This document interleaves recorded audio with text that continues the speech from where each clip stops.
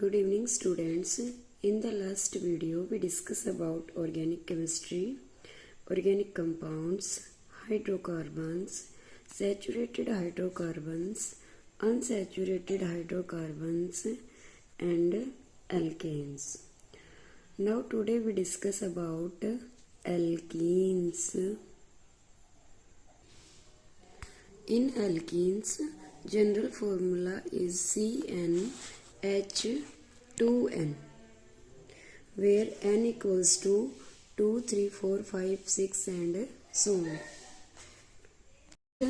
Those unsaturated hydrocarbons in which carbon-carbon double bond along with single covalent bonds, यानी हमारे पास वो hydrocarbons है जिनमें क्या होता है कार्बन कार्बन सिंगल बॉन्ड के साथ साथ कोई डबल बॉन्ड प्रेजेंट होता है, वो सभी हाइड्रोकार्बन्स एल्कीन्स कहलाती हैं। अब यहाँ हमारे पास n की वैल्यू 2 से स्टार्ट होती है, n की वैल्यू 1 नहीं हो सकती। क्यों नहीं हो सकती? क्योंकि हमें क्या चाहिए, कार्बन कार्बन के बीच डबल बॉन्ड। कार्बन कार्बन के बीच डबल बॉन्ड अराइज करने के लिए एटलीस्ट 2 कार्बन एटम्स की रिक्वायरमेंट होती ही होती है। अब कुछ एक एग्जांपल्स हैं, जैसे हमने n की वैल्यू 2 रखी तो हमारे पास फॉर्मूला हो जाएगा C2H2 into 2, that will be C2H4। और यहाँ हमारे पास 2 कार्बन एटम है और 2 कार्बन एटम के लिए हम वर्ड रूट यूज करते हैं ईथ। और यहाँ हम देख रहे हैं कि एल्कीन का जो जनरल फॉर्मूला है उसको फॉलो कर रहा है, इसलिए हमने यहाँ पे सफिक्स यूज किया इन। ऐसे इस मॉलिक्यूल का नाम हो गया हमारे पास इथीन। ऐसे ही अगर हमारे पास n की वैल्यू 3 हो जाए तो वहां हमारे पास क्या हो जाएगा, C3H6।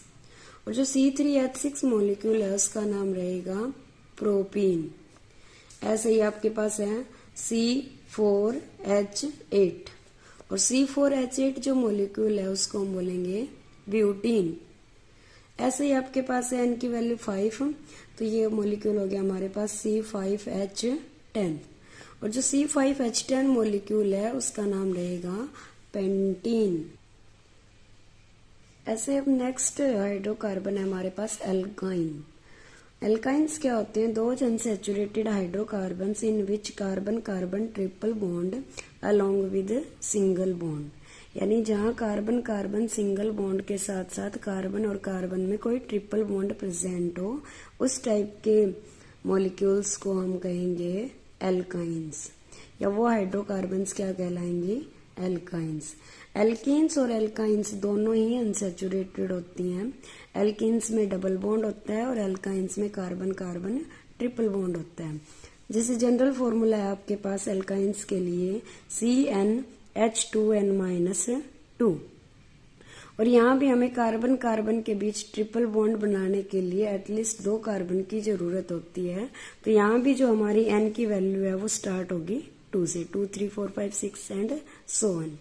और जो ये n की वैल्यू है यहाँ से हमें फिक्स होगा कि हमारी जो चेन है, एल्कीन है, एल्काइन है या फिर एल्केन है, उसका वर्ड रूट क्या रहेगा। अब जैसे कुछ एक एल्काइंस के एग्जांपल्स देखते हैं। सबसे पहले आता है हमारे पास n की वैल्यू अगर हमने 2 ली तो हमारे पास फॉर्मूला राइज होता है C2H2 into 2 minus 2, that will be C2। ऐसे हमारे पास C2H2 एक फॉर्मूला जनरेट होता है और यहाँ हमारे पास 2 कार्बन एटम्स हैं, इसलिए हम इसके लिए वर्ड रूट यूज करेंगे ईथ। और ये जो जनरल फॉर्मूला है ये हमारे पास एल्काइंस का है, तो यहाँ हम सफिक्स यूज करेंगे आइंस। ऐसे ही अगर आपके पास n की वैल्यू 3 है तो फॉर्मूला हो जाएगा आपके पास C3H2 इंटू 3 माइनस 2। और जनरल फॉर्मूला जब हम इसको सोल्व करेंगे तो हमारे पास आ गया C3H4। जो C3H4 मॉलिक्यूल है उसका नाम रहेगा प्रोपाइन। प्रोप कहाँ से आया, यहाँ पे 3 कार्बन है और 3 कार्बन के लिए जो वर्ड रूट यूज किया जाता है वो क्या होता है, प्रोप।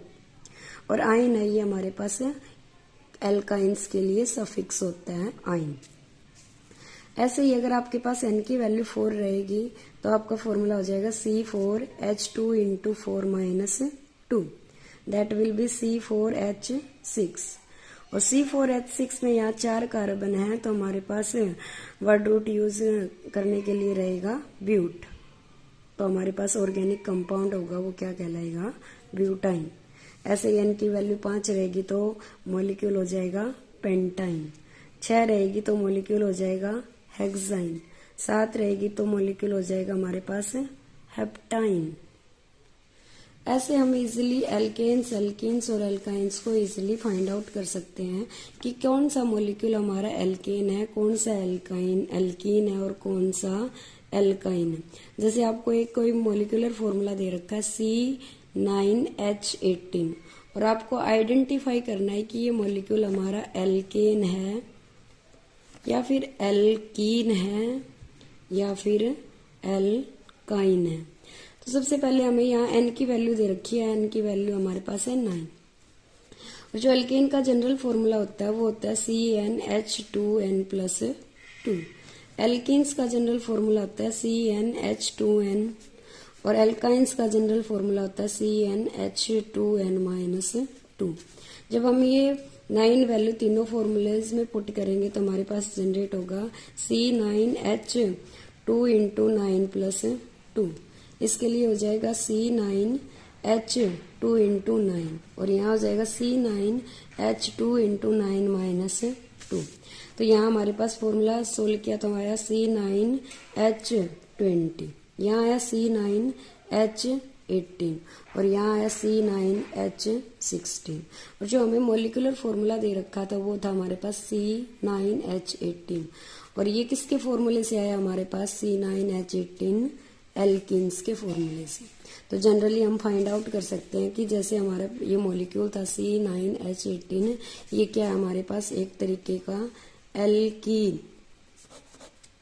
ऐसे ही अगर कोई आपको एक और फॉर्मूला दे दे C10H18 तो इसके लिए n की वैल्यू रहेगी 10।